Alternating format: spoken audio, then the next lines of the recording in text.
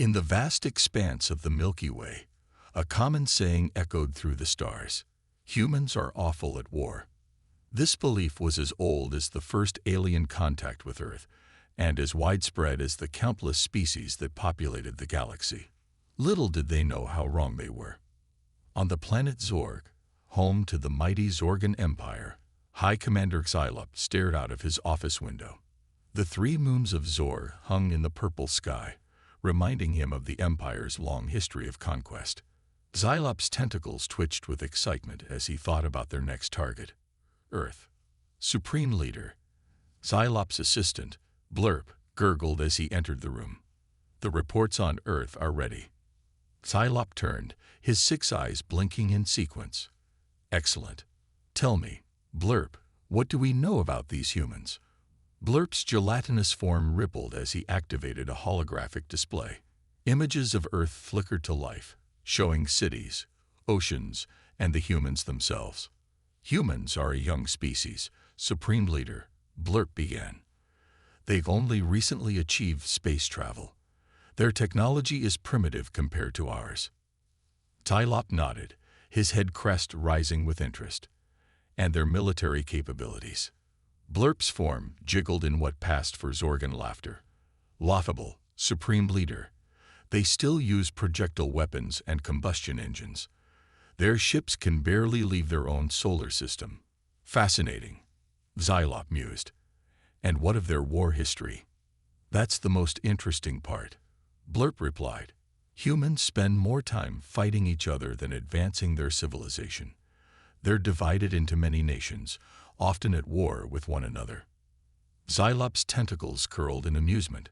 So, they're not even united. This will be easier than we thought. As the Zorgans plotted, life on Earth continued as usual. In New York City, Sarah Chen, a young physicist, worked late in her lab. She had no idea that her research on advanced propulsion systems would soon be crucial to humanity's survival. Across the world in Lagos, Nigeria, Captain Adebayo Okafor led his troops through a peacekeeping mission. His skills in strategy and guerrilla warfare, honed in countless conflicts, would prove invaluable in the coming days. And in the International Space Station, astronaut Dmitry Volkov gazed down at the blue marble of Earth. His expertise in zero-gravity combat training was about to become more important than anyone could have imagined. Back on Zorg, Xylop made his decision. Prepare the fleet, he commanded Blurp. We will add Earth to our glorious empire. Blurp hesitated. Supreme Leader, shouldn't we send scouts first? Or perhaps study them more? Xylop's tentacles waved dismissively. Unnecessary. You said it yourself. They're primitive and divided. This will be an easy conquest. As the Zorgan war machine rumbled to life, a small ship detached from their fleet. It carried a single passenger, Ambassador Zorf, tasked with delivering an ultimatum to Earth. Zorf's ship entered Earth's atmosphere, cloaked to avoid detection. As he approached New York City, he marveled at the primitive skyline. How quaint, he thought. They'll make excellent servants once we conquer them. Little did Zorf know that his arrival hadn't gone unnoticed.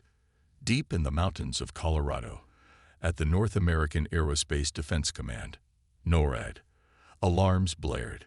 General Jane Harper, a veteran of multiple conflicts, stared at the radar screen in disbelief. What the hell is that? She muttered. As Zorf's ship landed in Central Park, causing panic among the joggers and picnickers, news spread rapidly across the globe. Humanity was about to face its greatest challenge, and the galaxy was about to learn a harsh lesson about underestimating the human spirit. In the coming days, the saying humans are awful at war would be put to the test. The galaxy watched, certain of the outcome.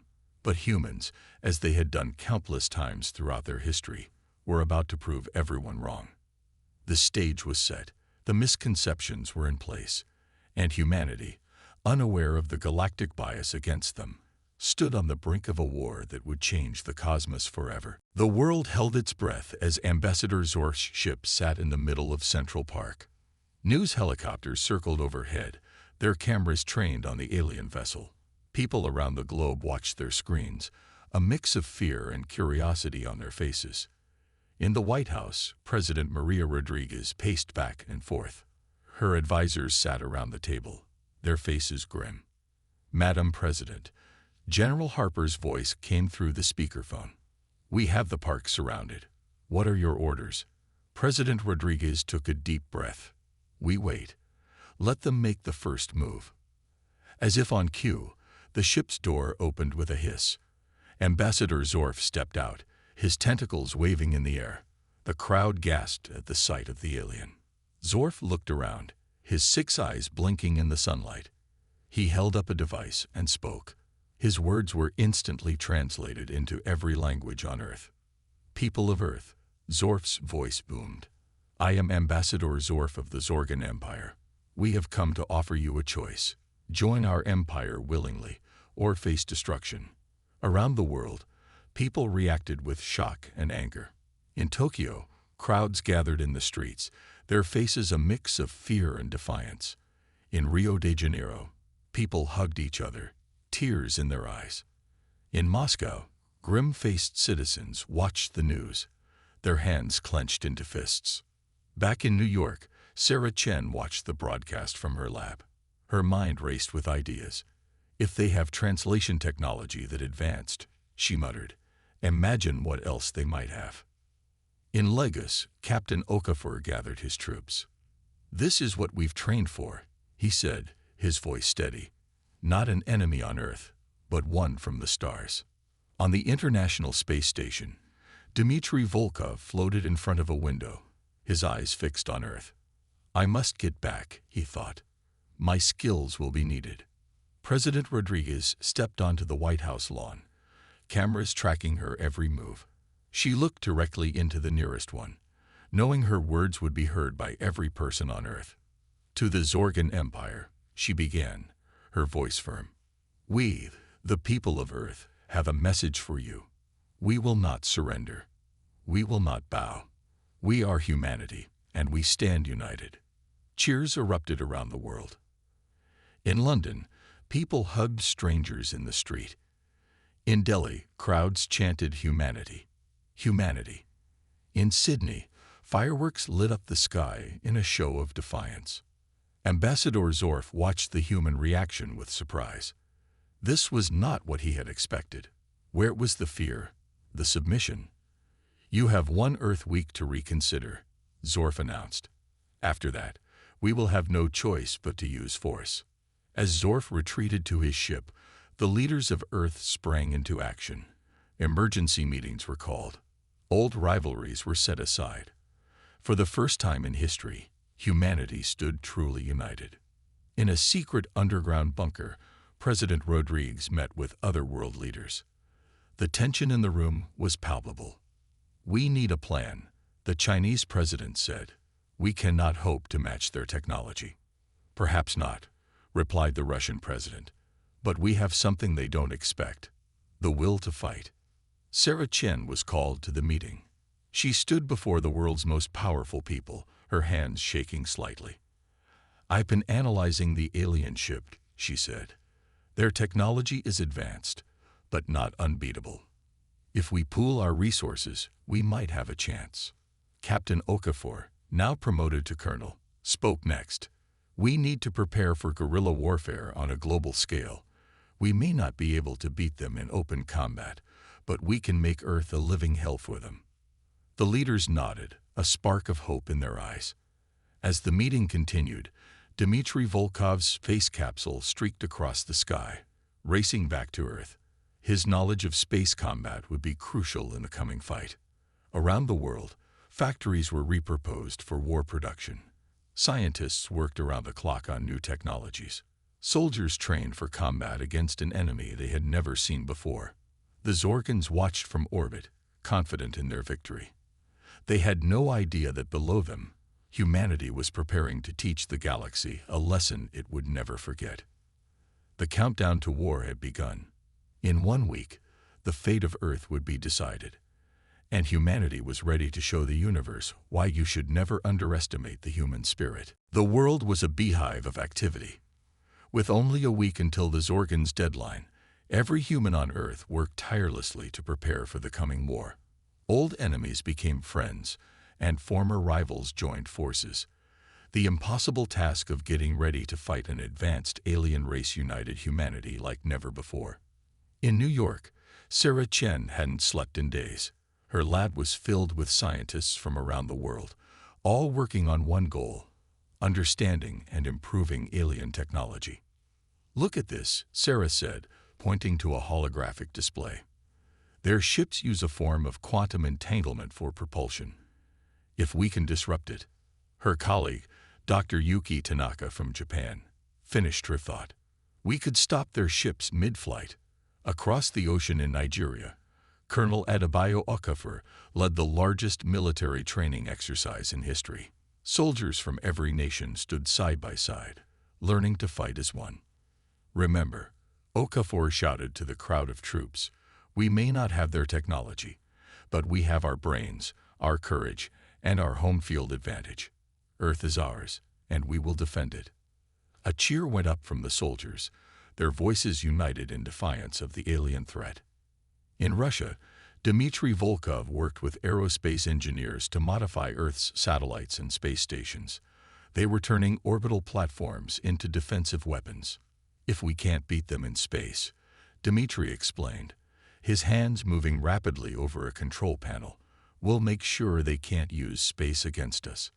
Meanwhile, in Washington, D.C., President Rodriguez met with her advisors. The atmosphere was tense but determined. "What's our status?" she asked, her eyes tired but alert. General Harper stepped forward. "Madam President, we've made progress, but..." She hesitated. "But what, General?" Rodriguez pressed. "But it may not be enough," Harper finished. "The Zorgan's technology is centuries ahead of ours. We're doing the impossible, but..." President Rodriguez stood up, her face set with determination. "But nothing, General. We have no choice but to do the impossible. Humanity has faced extinction before, and we've always found a way. We'll do it again." As the leaders discussed strategy, ordinary people around the world did their part. In Brazil, farmers adapted their machinery to serve as mobile command centers. In India, computer programmers worked day and night to create an unhackable global communication network. In Australia, surfers and divers trained to become underwater saboteurs. Even children contributed. In a small town in Canada, a group of teenagers used their drone flying skills to create a global surveillance network. "If the aliens so much as sneeze," one young girl said, "we'll know about it." The Zorgans, watching from their ships, were puzzled. Ambassador Zorf reported back to High Commander Xyla. "Supreme Leader," Zorf said, his tentacles twitching nervously, "the humans are preparing." Xylop's eyes blinked in sequence. "Preparing? For what? Surely they don't think they can fight us." Zorf hesitated. "It appears they do, Supreme Leader. They're united, working together. It's unexpected." Xylop waved a tentacle dismissively. "It doesn't matter. Their primitive efforts will be useless against our advanced weaponry. Prepare the invasion fleet." As the deadline approached, humanity's efforts intensified. Sarah Chen and her team had a breakthrough, developing a prototype shield that could deflect Zorgan energy weapons. Colonel Okafor's troops were now experts in anti-alien guerrilla tactics.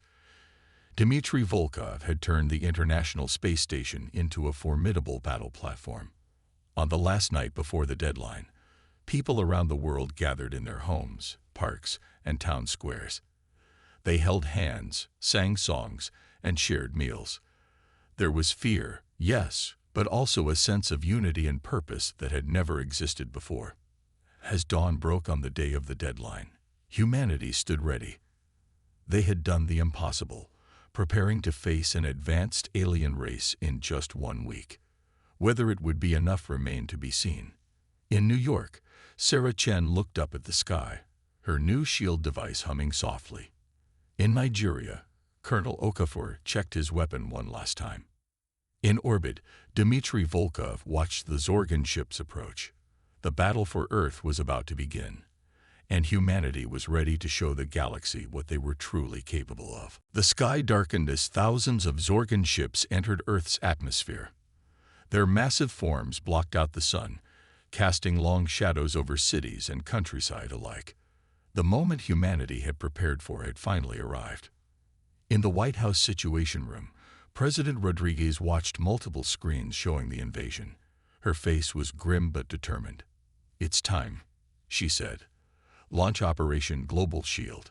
Around the world, Sarah Chen's shield technology activated. Shimmering domes of energy appeared over major cities and strategic locations. The Zorgans, confident in their superior technology, didn't even notice. High Commander Psylop's voice boomed from the lead ship, translated into all Earth languages. "Humans, your time is up. Surrender now or face destruction." President Rodriguez's response was brief. "Humanity chooses to fight." With those words, the battle for Earth began. The Zorgans fired their energy weapons, expecting to easily destroy Earth's primitive defenses. But when their beams hit the shields, they dissipated harmlessly. In his command ship, Xylop's eyes widened in shock. "Impossible," he exclaimed. On the ground, Colonel O'Keffer led the counterattack. "Now," he shouted into his comm device. All around the world, hidden weapons revealed themselves. From the Amazon rainforest to the Siberian tundra, concealed missile launchers opened fire. The Zorgans, caught off guard by the unexpected resistance, scrambled to respond. Their ships, designed for easy conquest, suddenly found themselves under attack from all directions. In orbit, Dmitry Volkov coordinated the space defense.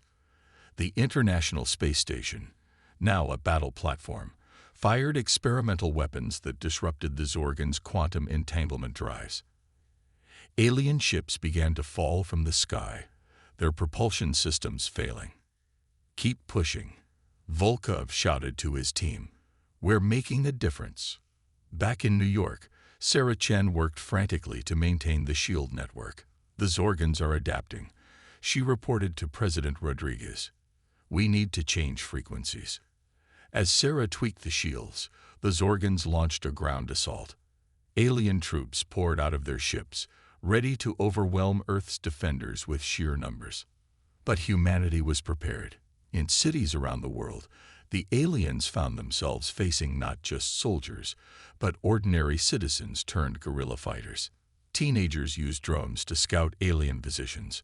Grandmothers threw homemade explosives from apartment windows. Every street became a battleground. In Lagos, Colonel O'Keffer led a daring raid on a Zorgan command post. "Remember your training," he told his multinational team. "We're fighting for all of humanity now." The battle raged for hours. The Zorgans, despite their advanced technology, found themselves constantly outmaneuvered by human ingenuity and determination. Alien troops, used to easy conquests, were bewildered by the fierce resistance they encountered at every turn. As the first day of fighting drew to a close, the Zorgans were forced to retreat to their ships. Earth had bloodied their nose, and they needed to regroup. In the White House, President Rodriguez received reports from around the globe. Despite heavy losses, humanity had held its ground. The impossible had happened. Earth had won the first round. "We've surprised them," General Harper said, a note of pride in her voice. "But this is just the beginning. They'll be back, and they'll be angry." President Rodriguez nodded. "Then we'll be ready. Tell our people, well done, but stay alert. This war is far from over." As night fell, the people of Earth allowed themselves a moment of celebration. In the streets of Paris, people sang and danced. In the markets of Mumbai, strangers hugged and cheered. For the first time, they dared to hope that they might actually win this war. But in orbit, High Commander Xylop seethed with rage. "Prepare the planet cracker," he ordered. "If we can't have Earth, no one will." As the Zorgans plotted their revenge, humanity braced itself for the battles to come. They had proven themselves in the first fight, but the war for Earth was only just beginning. The galaxy watched in amazement, beginning to realize that perhaps humans weren't so awful at war after all. 2 weeks had passed since the first battle. The Zorgans, stung by their unexpected defeat, had retreated to regroup. But humanity knew this was just a pause in the fighting. They used this time wisely, preparing for the next phase of the war. In her lab, Sarah Chen worked tirelessly. Surrounded by captured Zorgan technology, she and her team made breakthrough after breakthrough. "Look at this," she said, holding up a small device. "We've reverse-engineered their communication system. We can now intercept and understand their transmissions." President Rodriguez, visiting the lab, nodded approvingly. "Excellent work, Dr. Chen. This could change everything." Meanwhile, Colonel O'Keefer led teams around the world in collecting and studying Zorgan weapons. In a hidden base in the Andes Mountains, he demonstrated a captured energy rifle to a group of soldiers. "See how it works," he said, disassembling the weapon. "Now we can not only use their weapons against them, but we can also develop countermeasures." In space, Dmitry Volkov had turned the International Space Station into a command center for Earth's growing fleet of ships. Retrofitted with Zorgan technology, Earth's spacecraft were now a force to be reckoned with. "We're no longer defenseless in space," Volkov reported to the United Earth Command. "We can take the fight to them." As humanity prepared, the Zorgans were also getting ready for their next attack. High Commander Xylop, furious at their initial defeat, had called for reinforcements from across the Zorgan Empire. "We will crush these humans," Xylop raged to his officers. "They merely got lucky. This time, we'll show no mercy." But Xylop was in for a surprise. As the Zorgan fleet approached Earth, they found their communications suddenly jammed. Sarah Chen's team had put their discoveries to good use. "What's happening?" Xylop demanded, his tentacles flailing in frustration. "Why can't we coordinate our attack?" On Earth, President Rodriguez gave the order: "Initiate Operation Trojan Horse." Suddenly, the Zorgan fleet's systems began to malfunction. Ships veered off course, weapons systems failed, and some vessels even turned against each other. Sarah Chen's team had not only cracked their communication system, but had also inserted a virus into their network. "Impossible," Xylop shouted as chaos engulfed his fleet. "How could these primitive humans do this?"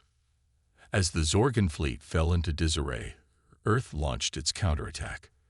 Led by Dmitry Volkov, a swarm of Earth ships, now equipped with Zorgan-derived technology, emerged from hiding spots around the moon and asteroids. "For Earth," Volkov cried as they engaged the confused Zorgan ships. On the ground, Colonel O'Keefer coordinated a global strike against Zorgan ground forces. Using a combination of captured Zorgan weapons and human ingenuity, they caught the alien troops completely off guard.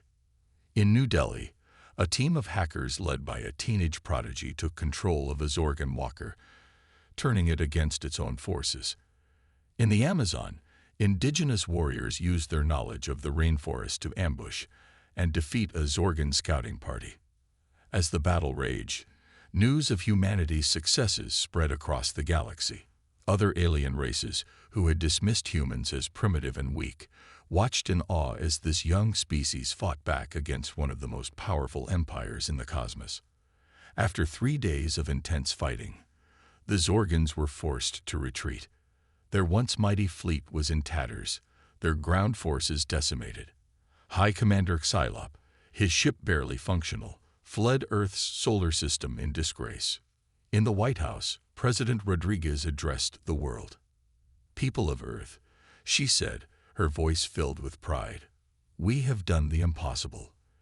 We have not only defended our home, but have pushed back one of the greatest threats our world has ever faced."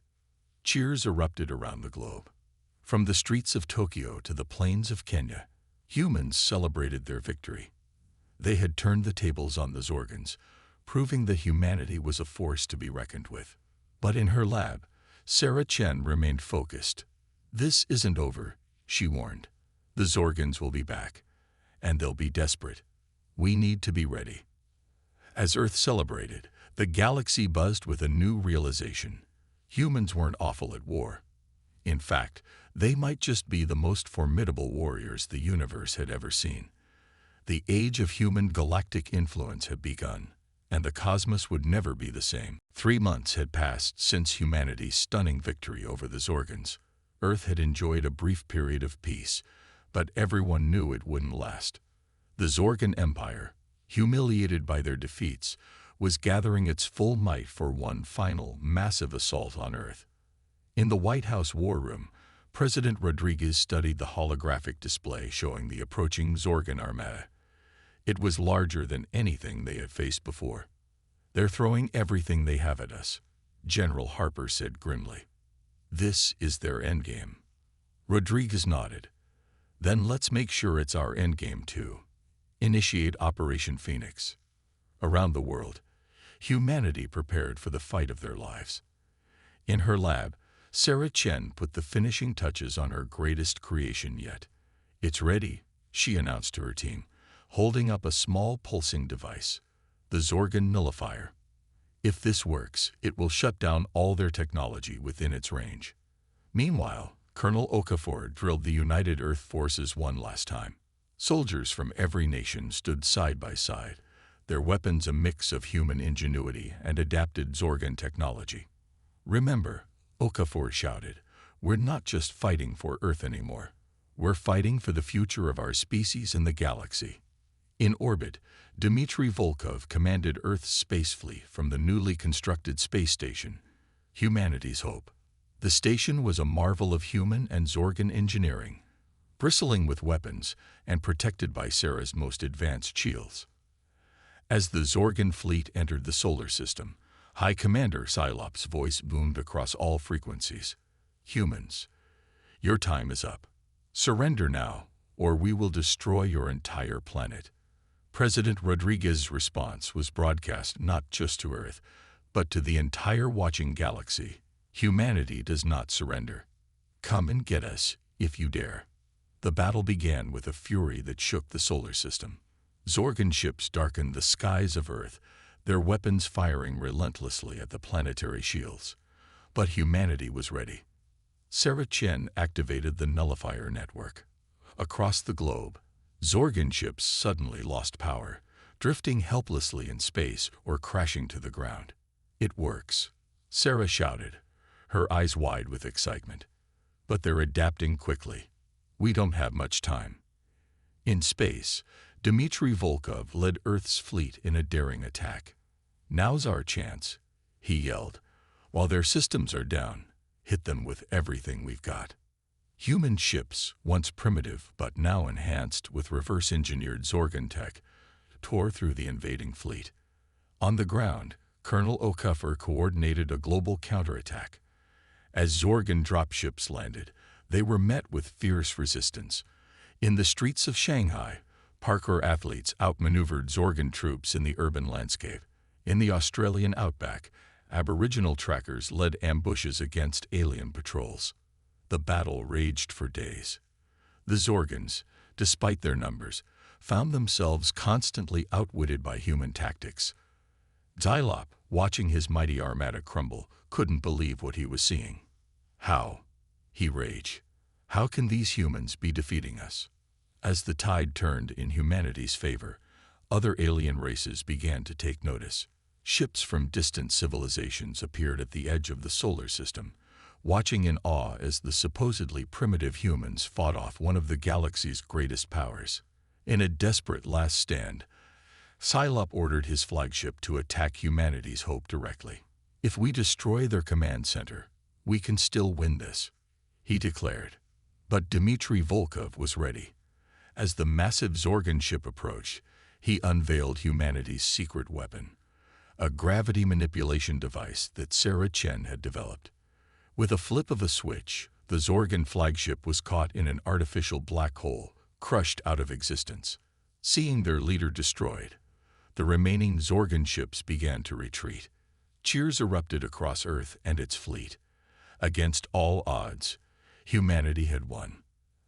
As the dust settled, President Rodriguez addressed not just Earth, but the entire galaxy. "To all who are watching," she said, her voice strong and clear, Let this be a lesson. Humanity is not to be underestimated. We come in peace, but we will always stand our ground. The galaxy had learned its lesson. Humans weren't awful at war. They were, perhaps, the best the universe had ever seen. And now, with the stars open before them, humanity's true journey was just beginning. 1 year had passed since humanity's victory over the Zorgan Empire. Earth had changed dramatically. Once ruined cities now sparkled with a mix of human and alien technology. The scars of war were healing, replaced by the excitement of a new era. In New York, now home to the United Earth government, Sarah Chen stood before a crowd of humans and aliens alike. She was presenting her latest invention, a universal translator that worked for any species. With this, Sarah explained, her voice echoing in dozens of alien languages, we can truly begin to understand each other. The crowd cheered. Among them stood beings from across the galaxy, representatives of races that had once dismissed humans as primitive. Now they looked at Earth with a mix of awe and respect.